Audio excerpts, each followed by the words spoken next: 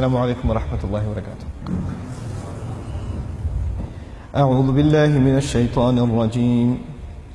بسم الله الرحمن الرحيم. إنا فتحنا لك فتحا مبينا ليغفر لك الله ما تقدم من ذنبك وما تأخر ويتم نعمته عليك ويهديك صراطا مستقيما وينصرك الله نصرا عزيزا. رب اشرح لي صدري ويسر لي أمري واحلل عقدة من لساني يفقه قولي.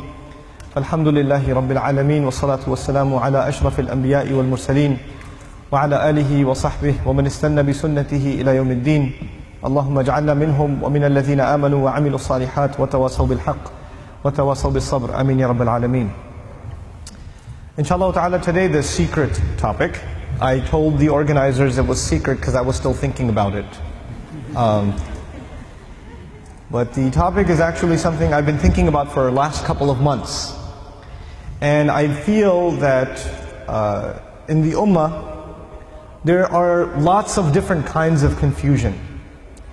And we see the world around us and we think about the realities around us, whether they are political realities or social realities or economic realities, or they are realities in regards to our own life. And we have to figure out what it all means. We have to make sense of things like the news, or we have to make sense of, our own challenges in our lives. But I feel more and more that we actually don't look at reality around us through the Book of Allah. In other words, the best way to understand reality is to understand certain concepts from Allah subhanahu wa ta'ala. And once you understand those concepts, your view and your perspective and your opinion changes. Now I want to give you an example before I begin the specific conversation. And that is that, imagine that you are wearing glasses, or you have really weak eyesight. You have really weak eyesight. And you're not wearing your glasses. Okay? So you can see, but you can't see accurately. Right? There's something missing in what you can see. You may see that there's a sign, but you may not be able to read it exactly. You understand what I'm saying? But once you put the right lenses on, you put the right glasses on, then now you can see things clearly. I want you to think of the Qur'an, and especially the Book of Allah, the Qur'an, as a kind of glasses. Once you put them on, once you start thinking through the Qur'an, reality becomes clear. Like you start seeing things in a different light, that you did not see them in the same way before. Okay? I'll give you a small example of that before I actually talk about the ayat that I really want to talk to you about. And this is actually, in my opinion, it is probably going to take me about 6 months to a year, if not more, to study this one surah before I can comprehensively talk about the surah. But right now I'll just share with you some brief concepts. But before I do, just an example. If I was going with a bunch of young men and women on a bus, and we drove by a beautiful mansion, it's just a gorgeous house on top of a hill. On the other side there's the ocean. Just an absolutely beautiful, stunning house. And the driveway into the house, there's a gorgeous car parked outside. And on the back of the house there's this incredible backyard and a swimming pool and all of it. I mean, whatever you can imagine is there. It's like it's a piece of Jannah on earth. And you see the guy walking into his house. We're driving on this bus and we see this guy walking into his house. And I asked these young men and women, do you think that guy's successful? Do you think he's successful? Overwhelmingly, what is going to be the response? Yeah, that's pretty successful. And the guy, look at him. Look at what he's accomplished in life. That's a pretty successful person. Okay.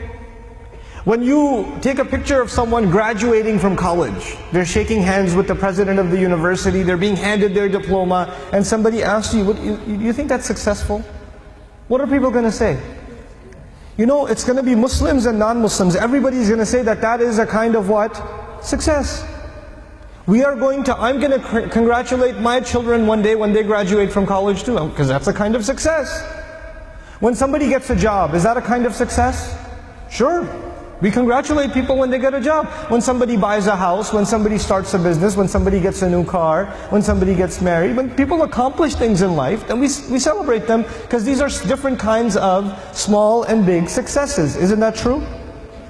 So the bus keeps driving, and we see a man, a homeless man, who's living in a cardboard box on the street.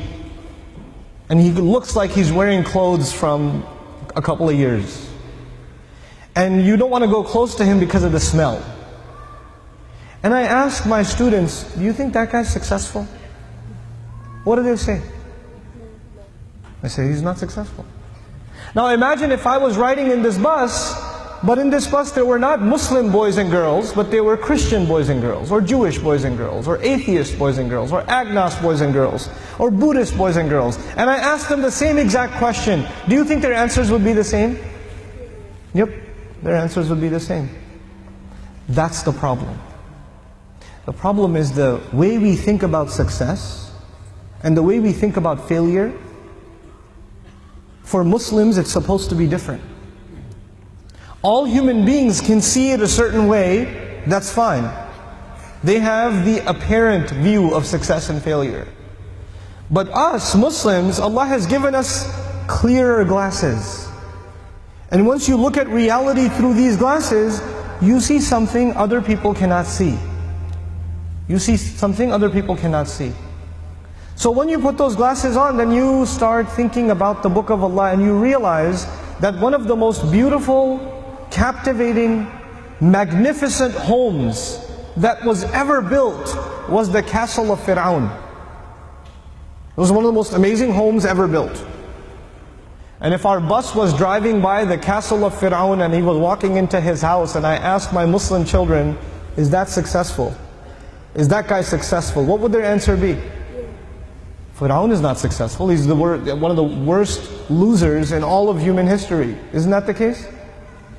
What was the second kind of person we ran into? There was one guy walking into a mansion. What was the other guy? He was a homeless guy. Okay. Ibrahim alayhi salam was kicked out of his house. He was told to leave the house. So he's homeless. Well, was he successful? He was. Actually, he's one of the most successful human beings that ever lived. Now the Quran is teaching me that a homeless man is successful, and an incredibly wealthy man is what? A failure. You know what the Quran is teaching me? The Quran is teaching me that success has nothing to do with wealth. And failure has nothing to do with poverty. Success and failure are different concepts for us than they are for everybody else. Some of you want your children to get a good education. I want you to think about this. The parents here, you want your children to get a good education. Why do you want your children to get a good education? Because you want them to be successful. Isn't that the case? You want them to get a job. You want them to get a good career. You want them to have a good life. You don't want them to rent an apartment. You want them to buy a house. You want them to go into a good paying profession. You want them to become a lawyer or a doctor. You want them to become an engineer. You know? This is what you want for your kids. You want them to have a good life. Now tell me, sometimes we send our children to school and we send them to a different country, or we send them to a different state or a different city. And even before our children left our home to go to these schools, you already notice that they are starting to disobey you. They're becoming disobedient to you. They're becoming less and less and less mindful of their prayer. And you're thinking in the back of your head, maybe if they go to college in a different city, that things are going to get worse. They're going to become even more rebellious, even more independent, even more careless.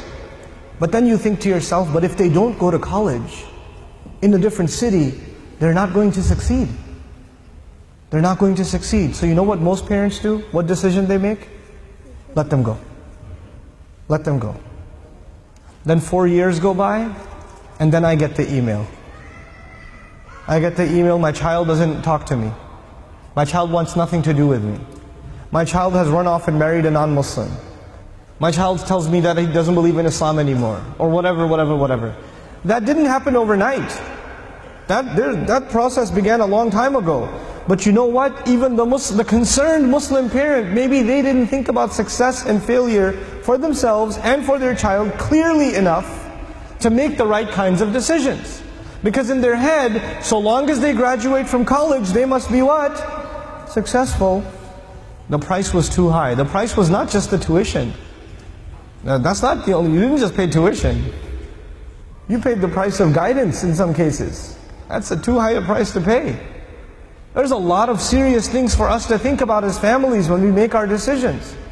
So this was just an example to give you, just about the concept of success and failure, how the way we look at it from the lens of Iman, from the lens of the Qur'an, then our view changes. We can't think of it the same way as everybody else anymore. Now I want to come to you to